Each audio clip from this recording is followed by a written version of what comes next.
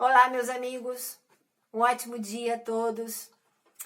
Antes de eu falar sobre o tema principal deste vídeo, eu queria deixar 2 capítulos para que vocês leiam, que está lá no Evangelho de Lucas, é o capítulo 6, do versículo 6 ao 11, que fala do homem da mão ressequida, o capítulo 18, do versículo 9 ao 14, que fala da parábola do fariseu e o publicano.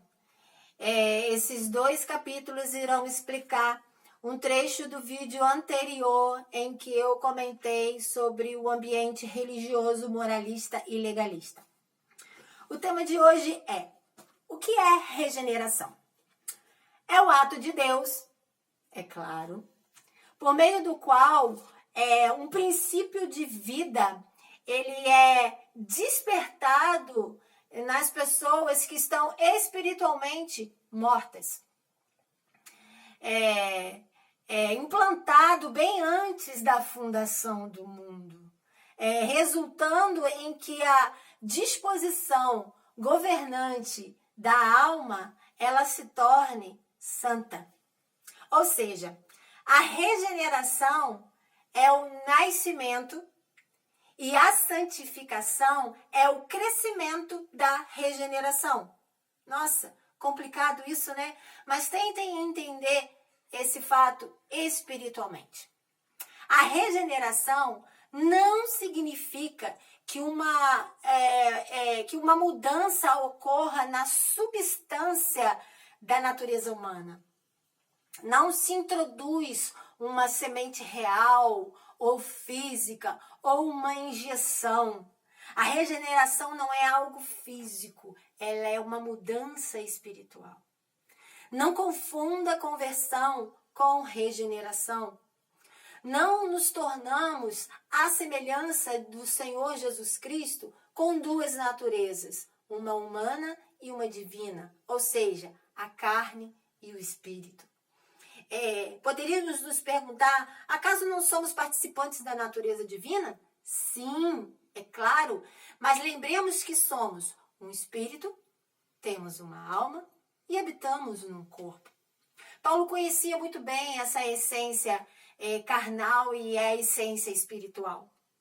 Está lá no livro de Gálatas, do capítulo 5, do versículo 16 ao 26. Eu vou ler para vocês. Digo, porém, andai no Espírito, e jamais satisfareis a concupiscência da carne. Porque a carne milita contra o Espírito, e o Espírito contra a carne. Porque são opostos entre si, para que não façais o que porventura seja do vosso querer. Mas se sois guiados pelo Espírito, não estáis sob a lei.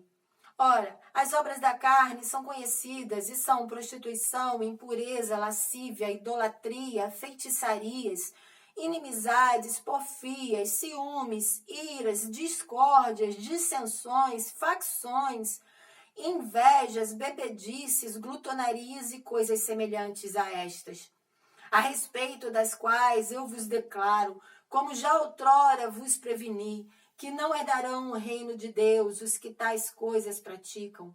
Mas o fruto do Espírito é Jesus, amor, alegria, paz, longanimidade, benignidade, bondade, fidelidade, mansidão, domínio próprio. Contra estas coisas não há lei. E os que são de Cristo Jesus crucificaram a carne com as suas paixões e concupiscências. Se vivemos no Espírito, andemos também no Espírito. Não nos deixemos possuir de vanglória, provocando uns aos outros, tendo inveja uns dos outros.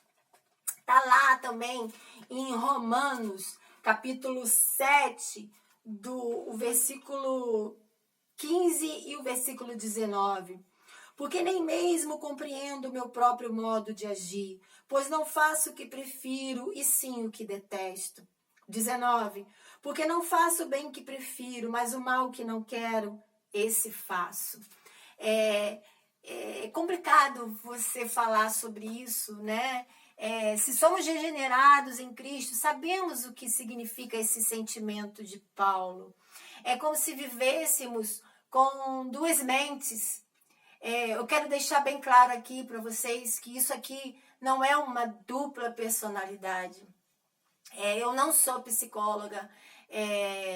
A psicologia é um campo da medicina em que eu não estou apta a falar, mas eu tento puxar experiências e conceitos tanto do nosso cotidiano quanto da psicologia para que possa ser mais fácil de entendimento para vocês, né?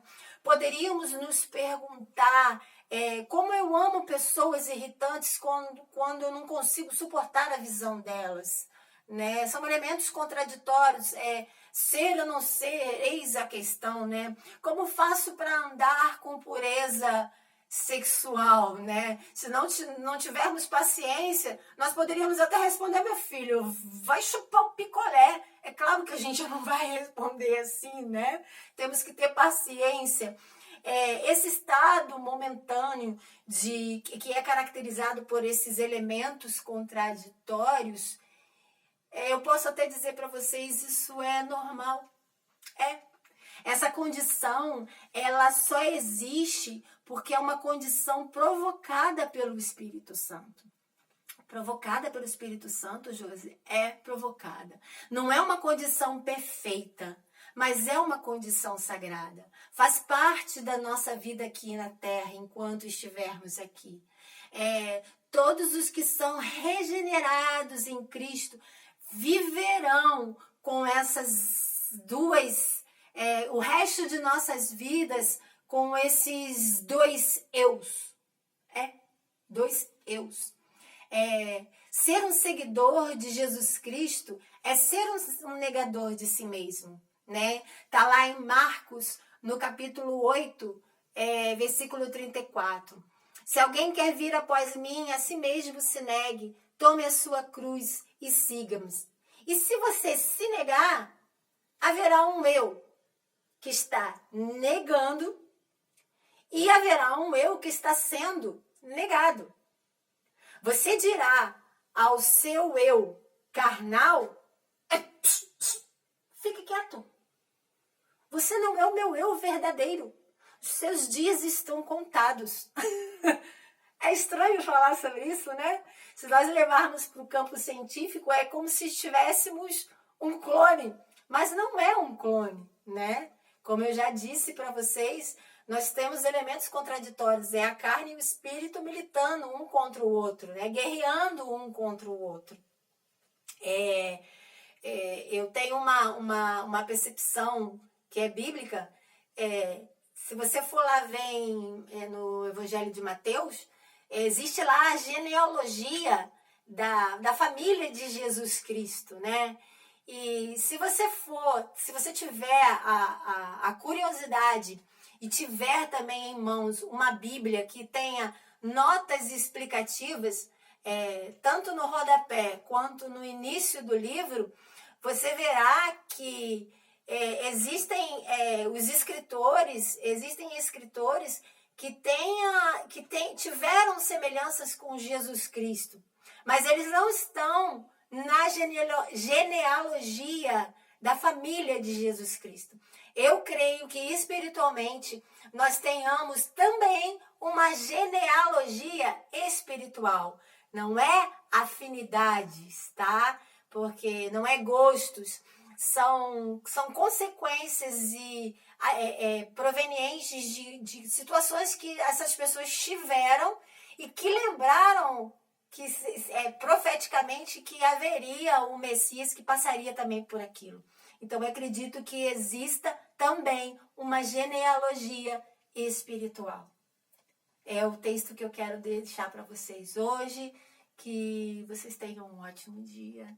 Fiquem na paz do nosso Senhor Jesus Cristo.